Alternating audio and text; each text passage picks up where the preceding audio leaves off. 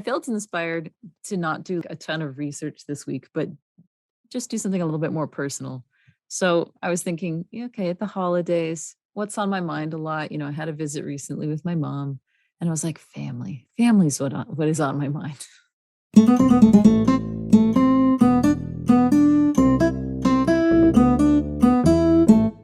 So I have a list of embarrassing stories with each of my family members, and then like with my family on the whole.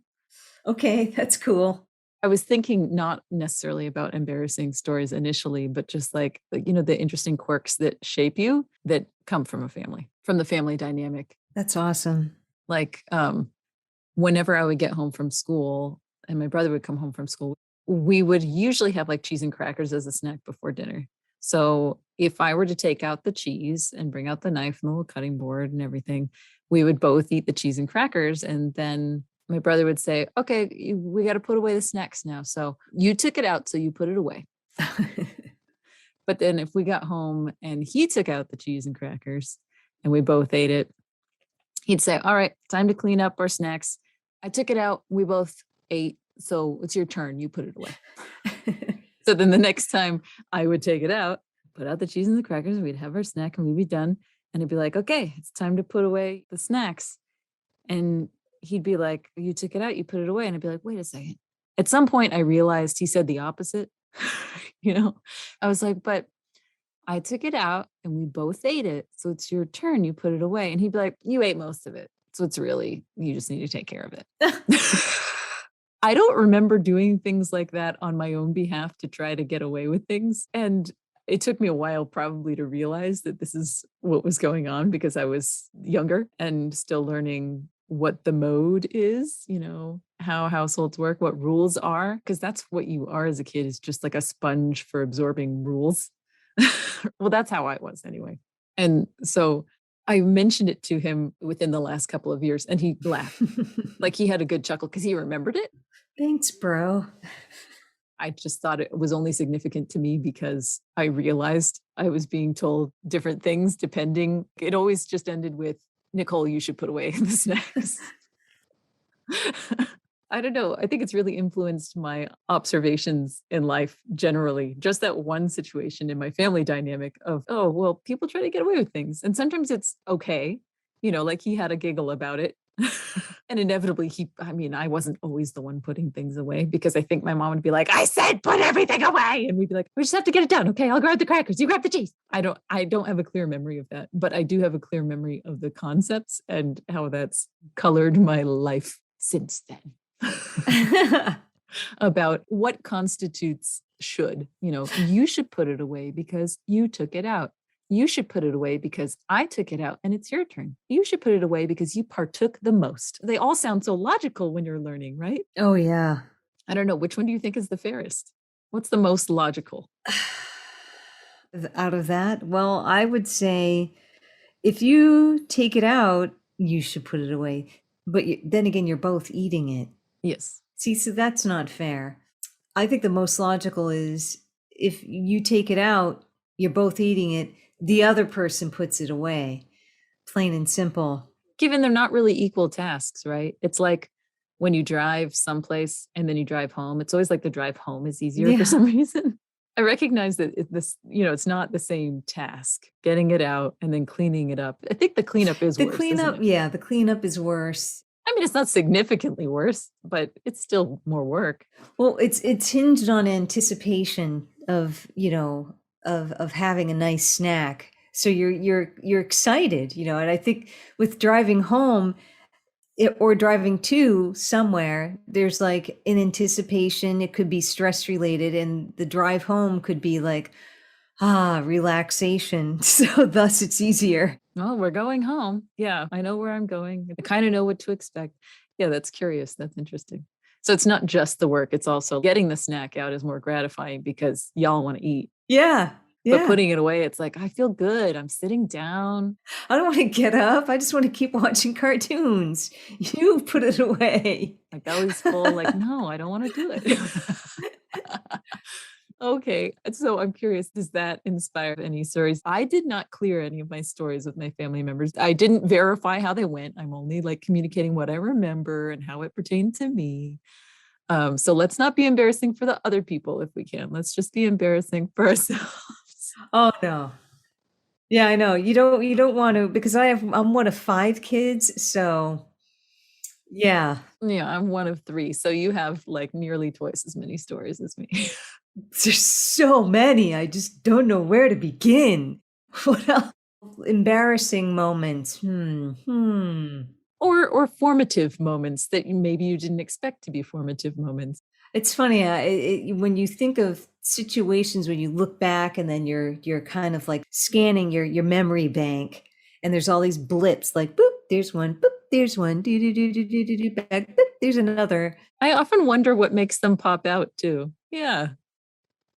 The ones that stand out were the situations where I felt some intense kind of panic or something, Oh and no. it's funny because, and it is funny to me looking back at some of these things. If there was somebody looking at the situation while it was happening, it's not funny. But when you think about it many years later, just imagining it, it's actually kind of funny. So I was over my neighbor's house, and she had this dog, this German Shepherd, that was kind of out to get me. We had several different neighbors on the property where I grew up, and they always got a German Shepherd, and that German Shepherd always was after us. They just it's like they get to know you, you're familiar to them. I don't know if it's because they're excited to see you, or they're out for blood. It's hard to tell. Yeah, and I mean, I just need to add as a note, I love dogs. I have fostered several dogs. Me too. I own 3 dogs. Um, but yeah, so she had this German Shepherd, and it was the 1970s, and so it was chilly out. I remember that because I had my poncho on, like a 70s style poncho where you can stick your hands through it. It has it has a fringe on it, tassels and stuff. Oh, see, it's the fringe. I already know the end of the story is that the German Shepherd was not at fault. It was the fringe. It's Yeah. like waving a red flag around for a bull. So I am playing on one side of a fence, and the dog was on the other side of the fence, and I leaned up against the fence, and the dog pulled my poncho through the fence onto the other side. See, I'm laughing, but it's not funny. No, I'm sure it scared you at the time. I mean, how old were you? How old do you think you were? I was around 4 years old. You were so little. But not only was he wasn't just like pulling it where it had me pinned. He was like pulling it and then letting and pull and releasing and pulling it and releasing and pulling it and releasing. So my body was getting slammed up against this fence. And I didn't even realize what was happening to me in the moment, except for one of the gas station attendants from across the street saw what was going on and came running up to me. And I'm thinking, why is this man running up to me? Oh, and then that's scary too. Yeah. And then he released the dog, and I was okay. The funny, weird thing about that I remember, because I was so tiny, I just remember these really dirty, grimy jeans like in my face. Oh, because he was a gas station attendant. Yeah, they were just so dirty on the front. Like they're wiping their hands off constantly throughout the day. Back then, service attendants, they're always pumping your gas. They're always checking your oil. Nowadays, it's kind of like it's self-serve. Gas stations were notable for the service that they gave. Oh, in New Hampshire, we still had gas station attendants. And in Oregon, I always forget when I go on a drive that when you pull up and you get out of the car and you're like ready to pump, and somebody just looks at you and goes, "No, you must be from California. We pump it here. You're not safe. We can't trust you. Get back in the car, please." Yeah. And I'm always so like embarrassed and then relieved. Like, oh yeah, it's kind of nostalgic for me, because I remember my dad always went to the same gas station. He'd only go to the one, I think it was a Chevron gas station, but There was a symbol, maybe it was not a chevron, maybe it was Mobil. Is there a gas station that has like a Pegasus as their icon, as their logo? It was the old Shell logo. Was that the Was Shell Yeah, logo? I'm pretty sure. In fact, I need to check Look it up. facts. I just remember being entranced as a little girl that was fascinated with all things unicorn and horse. Mm-hmm. That, I loved this. I think they had a statue in the window too. It wasn't just the painted logo or the sign. It was like they had a statue. And I was like, this is a magical gas station. There's a flying horse. Yeah, It's mobile. it was Mobil. Okay, Yeah. so that was my guess number 2. I Yep. wasn't far off. See, it was a Mobil guess. But I didn't know why we always went to that one. And he would drive up and he'd stay in the car and he'd say, fill it up, super. It's just stuck in my head how it seemed like a really gratifying moment for my dad. Just pull up in the car. We wouldn't even necessarily be out of gas. Fill it up, super. And I was like, you're really friendly with these people. Why do we always go to this gas station? As a kid, not realizing that he had grown up during a depressed state where there wasn't gasoline. Right. And he's like, hopefully they'll remember me, that I always came here and I had fealty to them and we forged a relationship. And now I think about that and I go, well, it probably wasn't franchised or privately owned, was it? Like maybe it was at that point. I don't know that you could have a say when the gasoline apocalypse comes. Would you even have a say? Would you think, yes, Thomas, I will reserve 10 gallons for you? Oh, what a strange thought. Yeah, but that's another memory that wasn't embarrassing, but just like an interesting formative memory where he explained it to me. And I don't remember my dad really explaining a lot of worldly things to me, but he had a good articulate explanation for that. He was really solid on it. He had solid, definitive reasons for what he did and didn't do, right? And sometimes it only made sense to him, I'm sure, just like with most of us. Yeah. Like the cheese conversation. Which one of these things is for real the deal, right? Yeah, and he had that's the for real deal. Like there was a time where he couldn't get a hold of gas, and he's hoping that if he really puts in his respect and his high regards and his frequency, that's going to mean something if that situation were ever to arise again. It didn't in his lifetime, so there you have it. He put in the effort, though. He put in the effort. I think they remember. I think that when if an owner of a small, small business establishment and you have your repeat customer, they remember you. But is a gas station small business? Everything's franchised. Oh, I've worked at a franchise gas station, and we're not going to talk about that on this Oh, episode. Okay. Yes, no, just say. Well, wait, so I'm curious about your story. So the gas station attendant came and was it his dog? No, it was he saw it happening from across the street. He just dropped everything and ran across the street and I was freed. Were you with any of your siblings? With my sister Mim, I think, because my neighbor had a little brother who was the same age as my sister Mim. She may remember that. Oh, okay. The age alliance. I know. The dog's name is Shep. Wasn't one of the Three Stooges Shep? Yes.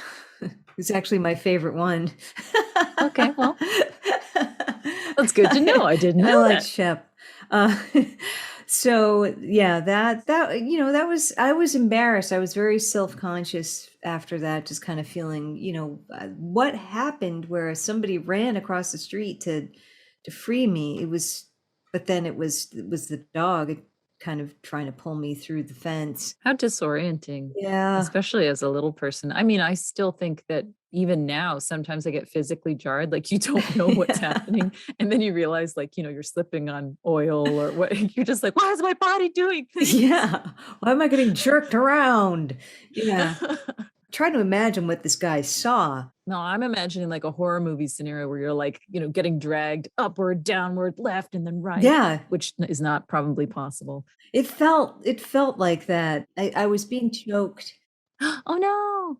Well, and I'm assuming you had not had a physically violent experience before that. So it stands out in your mind because it was the first time that your body was, other than being born, just being thrown into something where you're not in control of your body and something bigger and stronger is doing something to you. Yeah. Other memories back then, I mean, anything prior to that is probably slides that kind of freaked me out, jumping into a swimming pool that was a little too deep for me, Oh, getting pushed, shoved by friends, siblings playing. Shortly after that dog incident, I was climbing a tree on the side of my neighbor's house and I fell out of the tree and I couldn't walk. oh, you really fell hard. Yeah. My neighbor, little girl that I played with, her mother instructs her daughter to go into the, and I was crying. I was in a lot of pain. Instructs her to go into the garage and pull out the rickshaw. A rickshaw? Yes. She just has a rickshaw? Yeah. And made me sit in it. Okay. And my neighbor friend ran home with me crying in the back of this rickshaw back to my house around the corner. And I was on crutches after that. Like Oh, you really hurt yourself. And you're laughing your butt off now. could only think about it. You see this little kid crying and with her little friend like running down the street with a rickshaw. And you're like, It's quite an image. inside of it. It's quite an image. I don't know if you were an adult onlooker at that point, like, would you do anything? Or are you just like, they're getting down to business? I almost feel, well, back then, it's the 1970s, and I feel like not much had changed from the 50s, really. Really, not much has changed, even with television. As far as family dynamics and kids and Yeah, it was still just kids are kids, they're going to get hurt. You just kind of let them do their thing and let them learn from mostly their injuries. did you go straight to the doctor then? Or did you wait it out? Well, when I got home. Oh. No, when I got home, my mom took me to the hospital, which was right up the street.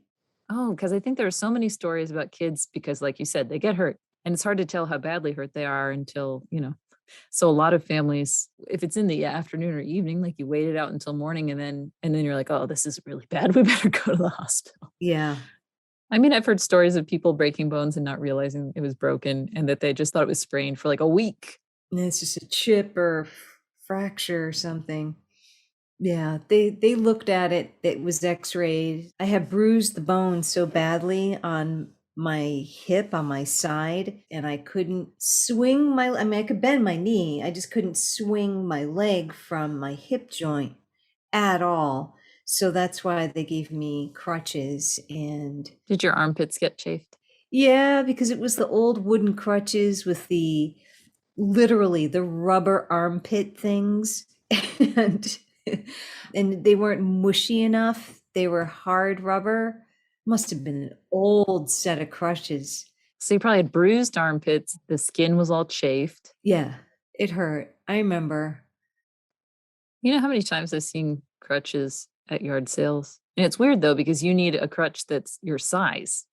Yeah. Do you keep the crutches indefinitely thinking, what if I ever get hurt again? But you can't hang on to crutches forever. Is there like a crutch return service?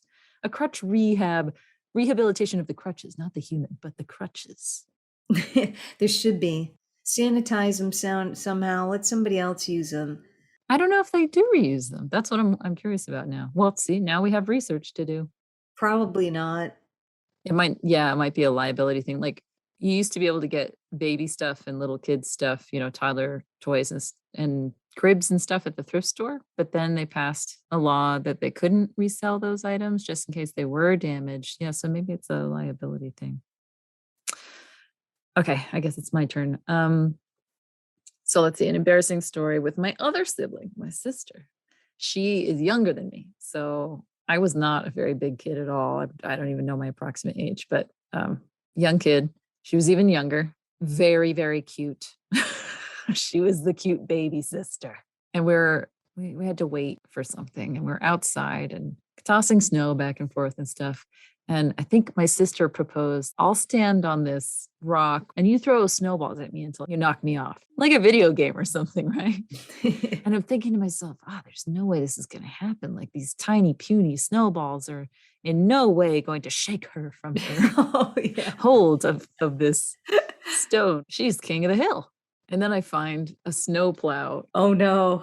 I'd push chunks of snow Oh into no. a pile and I break off this big brick of snow. And I'm like, oh, this is it. This is a brilliant idea. This is so smart. I'm so smart. I think I remember being like, oh, I am so smart. Of course, a small snowball can't knock her off of the block. But if I use this big one, it can. And I mean, it's like too big. I'm pretty small at this point, too, right? So I'm I'm just trying to lift it and walk it over to her. And then I kind of I mean, I was within a couple feet. So I think I basically had it like, I'm holding it up against my chest. And then I kind of let my arms fall down like a hatch and it rolls down my arms. And I remember her eyes looking at me like, this is not a good idea. But she didn't say anything. And I let the stupid giant snowball roll off of my arms. So she takes a step back. And I'm like, haha, I have won the game. My sister walks away. She's not happy. So then my dad comes out of the car where he's also waiting and he's really mad at me. And he's like, I think he's probably like, what idiot scheme are you up to out here? And I'm like, what do you mean? My sister wanted to play this game. And so we played this game. And he's like, you knocked the wind out of her. Oh my goodness. So I hit her right in the diaphragm with a snowball. Aww. And she's this little tiny girl. And she's like, Aww. knocked the wind out of her. Felt so stupid. Felt so stupid and mean, but I really wasn't trying to be mean. It was really like I was so disassociated from what could happen. I was really just focused on you just have to get something that'll push her off of this is the goal of the game. I was so disassociated from like where it's hitting her. I could have probably just pelted her in the back of the knee with a small snowball and made her knee twitch. But I mean, what if she then fell on the block? Like, good guy. It was just a bad idea. The whole game was a bad idea. It was her idea. No. Yeah, that was not the smartest game I ever played. I feel so guilty. She was so cute and perfect, like a perfect little kid. And I just did the dumbest thing.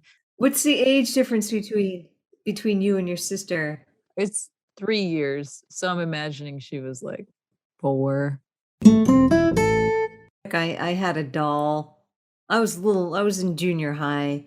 We liked hanging out in our basement because it had a cement floor and we could roller skate down there, play music. And so I just had this kind of like, let's make it creepy, let's make it scary. Of course. So I took yeah, definitely. I took an old doll and I took lipstick and I like mashed it into its eyes and put it all over its face and kind of smeared it on its body. Oh, geez. And then I hung it from the ceiling in the basement and it was just slowly spinning in a circle. Watching you. It looked like it was this mutilated thing.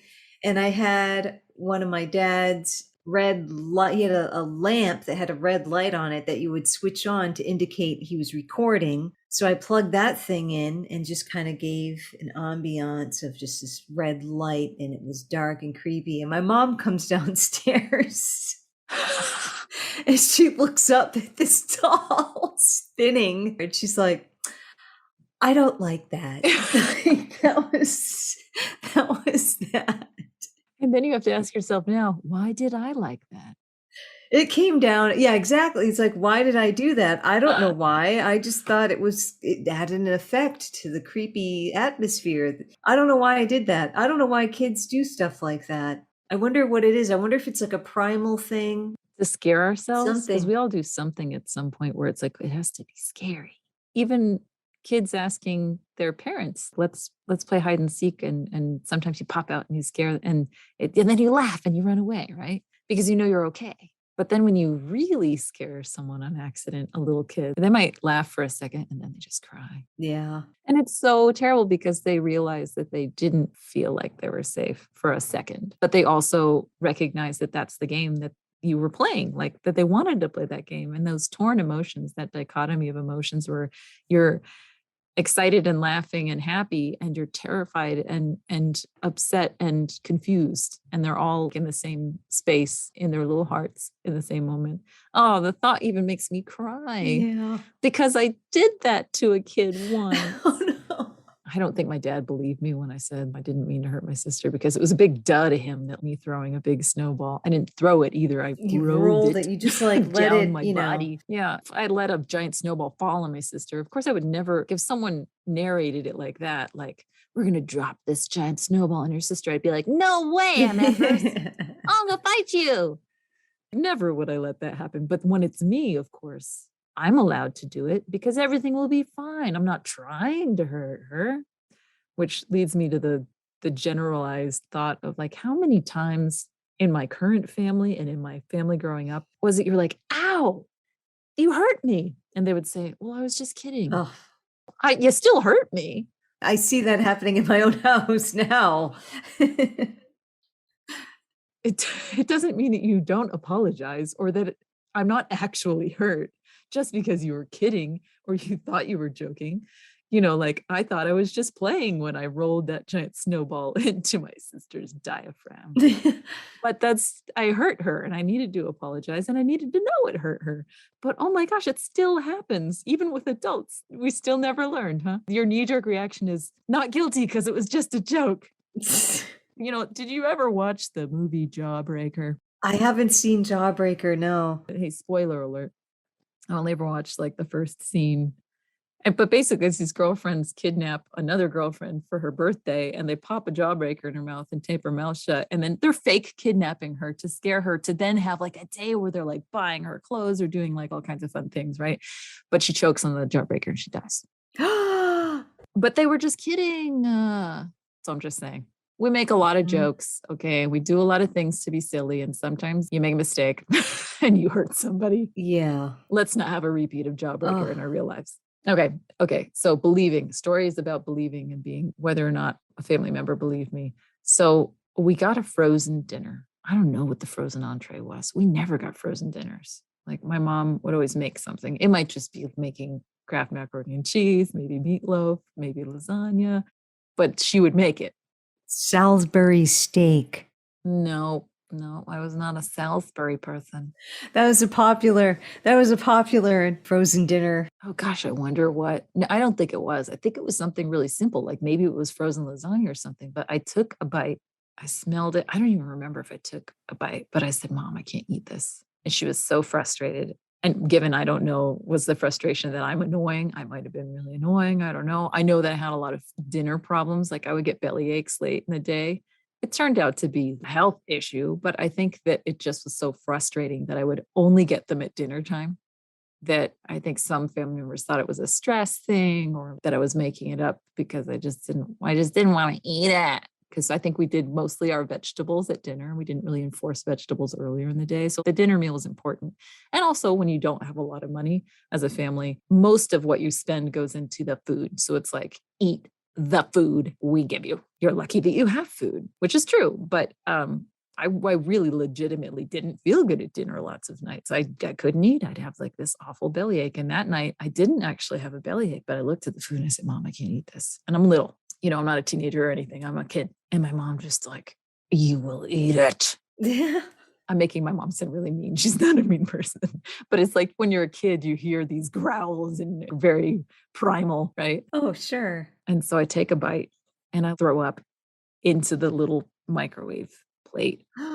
And she's like, get out, which to me, of course, as a kid is I'm in trouble. I've done something bad, but it's probably just that now the food is like, no one can eat it. And it's very stressful to have a kid not feeling great.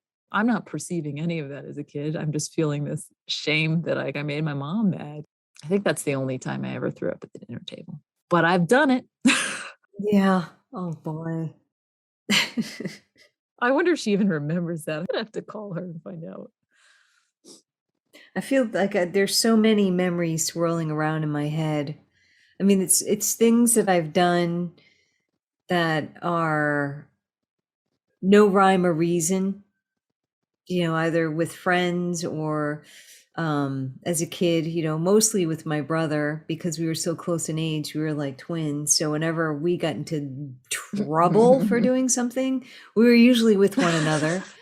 You go through phases, I think.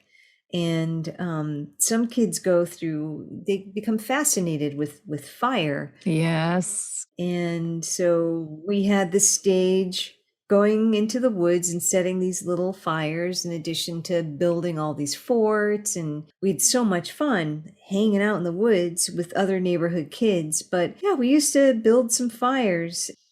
It was strictly forbidden. This one year, I was in the third grade or fourth grade. We decided to go into the woods and build a small fire that got big enough to where it scared us both. And we did put it out, but when we got home, we reeked of smoke. So it was obvious what you'd been out there doing. Yeah, it was so bad. And my mom told my dad, you know, we were reprimanded and we were punished. We couldn't go out for Halloween that year. That's a big punishment. But I also remember to drive the message home, he had us sit around a table and he just started talking to us very matter of factly. A fire is starting in the basement. And then he slowly describes how a fire overtakes a home. And it was descriptive and it was dramatic, and how it can overtake people within the home. That's terrifying. It's the real consequence. That's the real possibility. Yeah. For my dad, it was like his worst nightmare. As he described it, he said, you know, when I come home from work and there's one big coffin and four little ones. Oh my gosh. And as soon as I heard that, I vowed never to touch matches or play with fire ever again. It was effective. It was effective. How do you get a child to stop doing something that's dangerous without yelling at them? You really want them to understand the magnitude of how dangerous it is. It's life-threatening. How do you do that? You sit them down at the table and you describe, this is what can happen. To me, I think it's actually commendable. It did the trick. I wasn't traumatized by it, but I had a visual. This could happen if I decide to play with matches. Dang. I'll tell a little story about an embarrassing moment with my mom. Okay, go for it. So I'm really little at this point. I remember I was playing with this doll, right? Stiff body, nothing special about it. It was one of the knockoff dolls, probably like a cheaper doll. And it had a jump rope with little plastic handles. And I'm in the living room and playing with the doll. And my mom walks in. She goes, "What are you doing?" And I turn toward her and I say, "She's being punished." Oh no. I was whipping the doll. I was whipping the doll's booty with my jump rope. I think she may have even asked, "Why does she need to be punished?" And I'm like, "I don't know."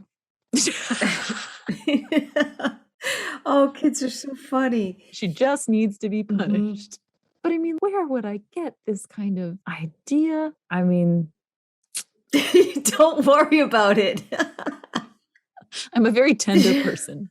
I was thinking about anything beyond preschool programming where it's all let's sing a song and hold hands and run around in a circle. Even the cartoons, the essence of adventure is kidnapping, being captured, having to get someone back because they're captured, or like having to be clever enough to find your way out of a nasty situation, and then punishment. Oh my gosh. Well, there's a lot of violence, even if it's low grade violence. Like that's the number one thing that's outside of singing and dancing. The first thing you learn is capturing and harming. Yeah. And being in the right, it's good versus evil. That's the next step. So it's either we're all playing together and being nice together. And then the next step is suddenly, but we're at odds with one another. Someone deserves to be punished. Someone deserves to be the hero. Someone deserves to be given the cackly voice and be the bad guy.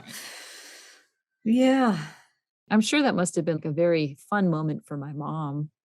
Well, I wasn't adventuresome enough to play with matches. Did you vandalize anything? No, I just whipped my own dolls. Okay. I just tortured my own dolls. I didn't torture other people's dolls. I'll just tell this one quick story. A good friend of mine at that time, we just had a little jar of paint and we went into the woods and we decided to vandalize a rock by painting on it. And for whatever reason, we wrote Nixon pissed here on this rock. What? That's what you chose? Yeah, and it was yellow. Yeah, it was my debut graffiti, and it was graffiti all over my city. I mean, it was like it was everywhere. But there was this yellow circle. I guess was supposed to represent the piss stain on the rock. Now, did you spell everything correctly? We did. And then later on, I told my mom about it. Her immediate reaction, I remember, was she started laughing. Oh.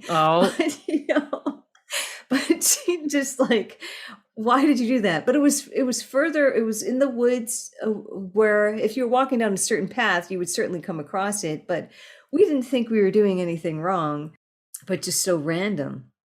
It's interesting because our perspective as children on what is our space, what's someone else's space, what are we allowed to do, or why aren't we allowed to do things? I remember adopting, I think in my late teens, when people would say like, why would you do that? Because I was doing like surreal art and just exploring life because I was such a, I think, a meek kid most of the time, not all the time, but I was quieter, more like bookish up to a point. And then I was like, it's not about why am I doing something, it's why not do something.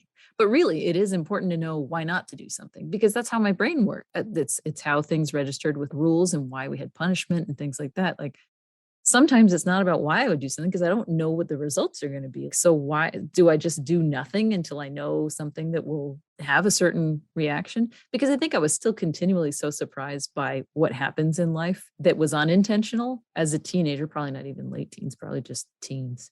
I was like, well, I'm just going to have to adopt this mantra. Why not do something? If I know that there's a reason not to, then maybe I won't do it. I don't have to have a really good reason to do something different because I don't know. When you think about life and how you're going to figure stuff out, how do you know? How do you know unless you just kind of poke things and try things and ask questions, and that can backfire. I'll be honest, that can backfire. But like I was never one of the kids that pulled legs off of bugs or stabbed snakes and lizards and stuff, Oh gosh, that's a whole other. Well, but I have talked to parents who said, oh, well, they don't know the harm they're doing. And I'm like, you got to let them know the harm they're doing. Like if they know the harm they're doing and they're still doing it, then there's another issue to be examined there. Yeah. I kept fireflies in a jar in my bedroom. It turned out that my mom was always letting the fireflies out that I caught in the evening. She'd let them out when she went to bed. So they were okay. It wasn't like they were in a jar dying in my room with their last, hours or days of mating and really existing. But like I never kept butterflies in jars. Would you rescue animals? Like, would you find little baby birds? I never found baby birds. Yes and no. Like you find a cricket in the house and the cat's gone after it and its leg is janky. And I take the cricket and I put it outside. It's probably not saving it. Even as an adult, I'll still catch something and put it outside and I go, is this just like, should I actually just kill it? Is that better? I don't know what's better. There's still things in life that I think of as very basic premises, right? Mm-hmm. That I don't know. I don't know what the right answer is. It's that spider is missing 2 legs. Is it going to be okay? I don't know. Should I give it a chance? Sure. Something popped up in my feed somewhere recently where it was like, hey, if it's a house spider, maybe don't put it outside. And here's why. That actually, the reason it's a house spider is because it's acclimated. They're friends. Oh, I don't even know what constitutes a house spider, actually, come to think of it. I get all kinds of spiders in my house. We have lots of black widows around here, but actually the black widows don't tend to come inside. As far as being a kid and like being obsessed with animals and growing up and being obsessed with animals, that's been pretty level. That level of interest has been elevated for all times. I was the same way. I was very obsessed with animals. I never like shot a BB gun at cats or anything like that. Oh my gosh, I think kids at school did stuff like that. And it's weird to me that would be normalized, like setting fires. Yeah. I learned how to make a fire in my teens. I learned how to go camping in my teens. Like my childhood was very different from other people's childhoods. And I recognize that there's some amount of sheltering, but then there was also some pretty raw stuff. Did you feel like your family was not like the other families in your area growing up? Was our family different? Probably not very different, but my parents didn't drink. They sure did smoke. My goodness, smoking was so cool back then. Everybody did it. And both of my parents smoked, and my grandmother smoked, and my aunt smoked, and, they would all be smoking at the same time. Yes, because it's part of a social gathering. You have your coffee and you have your cigarette. I have lots of memories of staring at smoke swirling around in sunlight and in different types of light, either at our house or my grandmother's house. It becomes iconic, those images of the family Yeah. gathering and and they have their coffees and they have their cigarettes and and those adult conversations, and you're not listening in, you're, like, watching a cartoon or you're trying to play with a cousin or whatever, and you don't know what they're talking about, but they have their adult postures going on, you know? Yes, look at you sitting there. With their hands going, I remember the hands going. I mean, I don't know, people can't see it, but it's like it's that classic one arm across the chest, and then the other arm is kind of like up at an angle holding the cigarette in the two fingers. And you're waving the cigarette around. And how often are they even having a smoke because they're just gesturing with it, and it's so intense. And then it turns out that they're just talking about a sale on beets, or one of the neighbors, or they can't believe who their eldest son is dating now or something. It's like all this hand gesturing and all the smoking and the eyebrows and the nodding. Mhm. I don't think kids have these busy hands, and they're definitely not using their eyebrows and doing the nod. Like, oh yes. Oh, do you know what he said? Do you know what he said? Yeah. Like that kind of stuff. But it's so intensely iconic. All the smoke rings and the kind of like dated kitchen. Oh, yeah.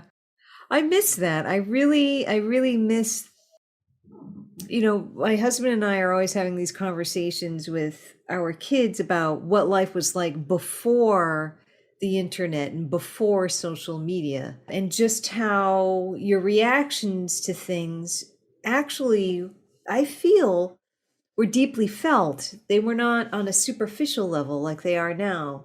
I will say that I think that there was more focus. I find, especially after the last couple of years, it's very hard for me to have a focus that I remember having. That's the thing. Is like I'm not reading the way I used to read. I can't read for as long. I can't have a conversation and really feel like I'm honestly there because I feel like a little either removed or like there's some amount of feeling like I'm protecting myself. I remember distinctly a time period where I could just listen for the sake of listening and not be worried that I'd forget what I had to say or that I would be fooled into a false reality if I wasn't vigilant. And now I always feel like, oh, you got to be vigilant. It's not conscious. It's so hard to shake it. Oh, you got to be vigilant. Don't say too much. Don't say too little. You don't need to listen to them. Maybe you should listen to them. They don't know what they're talking about. Maybe you should just listen instead. It isn't about them knowing 100% what they're talking about, but getting inspiration and having this exchange. Yeah. And I wonder if part of it is the technology, but also part of it is, I mean, the last couple of years have been freaking intense. Yeah. It has been.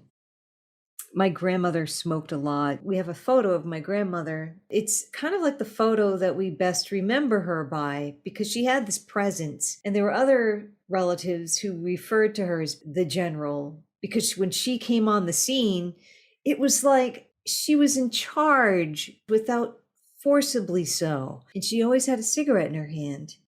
To an onlooker, it was part of her identity. But I'm pretty sure that's not how she felt about herself. Like I don't know. I mean, when people are smoking excessively, do they even think about like this is a part of my identity, or they just think of it as this thing that I do? Well, and thinking about when everyone was doing it, it was just so socially Hmm. accepted. It's weird because it was so normalized. It looked right. Yeah. It looked dignifying or something. And now when I see smokers, I'm like, "You I crazy." know. I don't think it looks good.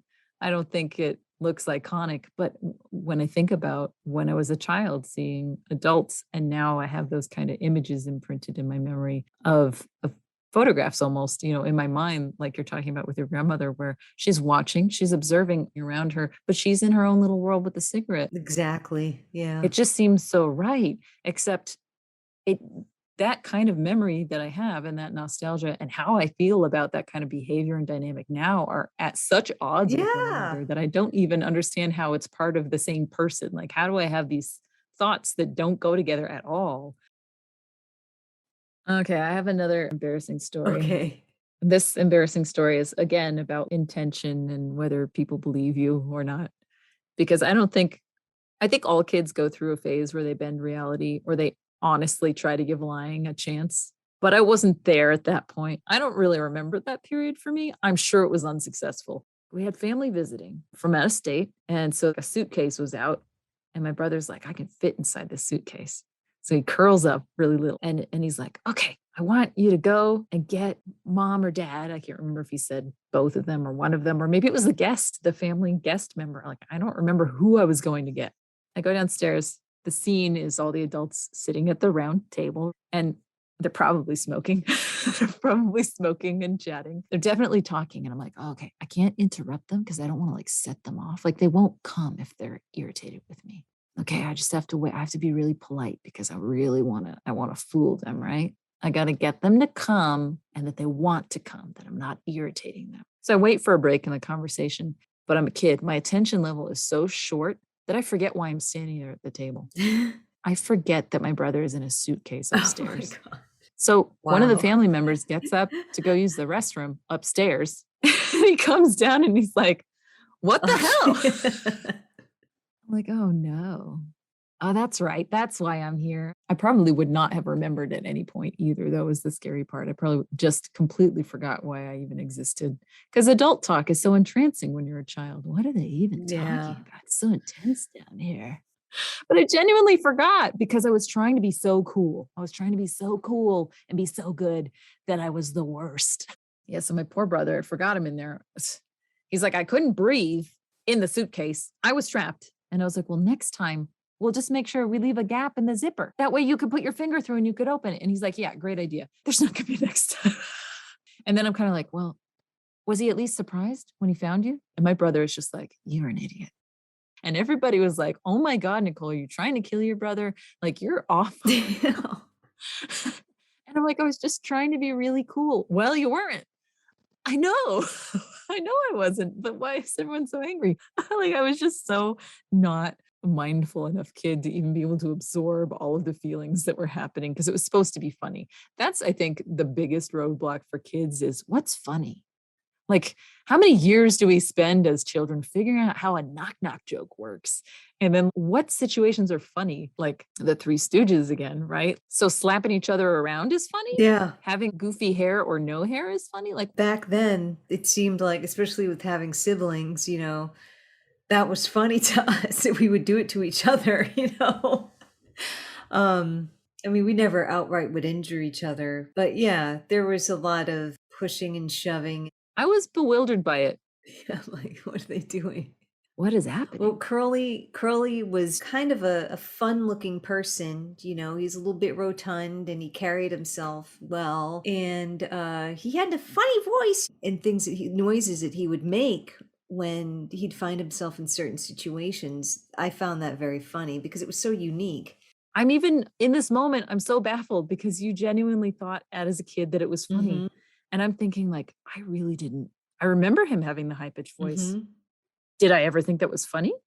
I don't think I did. It was just he had a weird And all the voice. sounds he would make, like if he's like running from trouble, he would just go whoop, whoop, whoop, whoop, whoop, whoop, whoop, whoop, whoop, whoop, whoop, whoop, whoop. Yeah, I remember Yeah. that. I remember that. There's that, or if he would get annoyed with Didn't he have something, a yak, yak, yak laugh? or he'd get, there are these little things, noises that he made. And I took note of that because I would entertain myself by annoying other people with sound effects or voices or just weird ways of saying things to purposely annoy my family members because I thought it was funny. Okay, so this is really interesting to me because I make voices and sounds, but don't even realize that I'm doing it. And I'm not doing it to be funny. Uh-huh. And I'll only notice that I'm doing it if somebody laughs or goes, you are just so funny. You are so strange. Or like whatever the commentary is. I go, oh, well, I didn't know I was doing anything abnormal at all. And I think that's when I think back to like watching shows that were supposed to be funny and not finding humor in it. All I did was absorb the behavior and I spit the behavior back out still as an adult. And I don't know that I'm doing it because I don't know it's supposed to be funny, even though now I know intellectually it's supposed to be funny. That's hilarious because you knew what you were doing. I You knew. knew that it was the noises he was making. Yeah. And you knew that it was because he was a big guy making this little voice. Yeah. I just have this Spock thing, or it's a Data thing. I see that this is humorous because Both awesome characters. I think that's kind of where my headspace naturally lies. So it's weird to me that, you know, I have someone be like, you are a funny person. You get on fire sometimes and you're so witty, like it just comes and comes and comes. And I'm like, I don't know what you're talking about. I don't feel fast ever with anything. I never feel fast except when I play the game Set, because I'm very good at that. And when I play Overcooked, because I am amazeballs at Overcooked.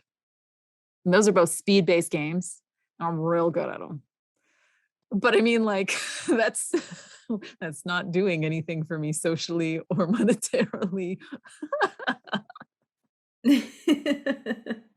Well, I think that's enough embarrassing stories for the moment. You are superbulous. Thank you again and again. Besos. Mwah, mwah, mwah, mwah. Thanks for tuning in to By the Roots with hosts Nicole Berry and Corinne Meadors. Music by Mim Paquin.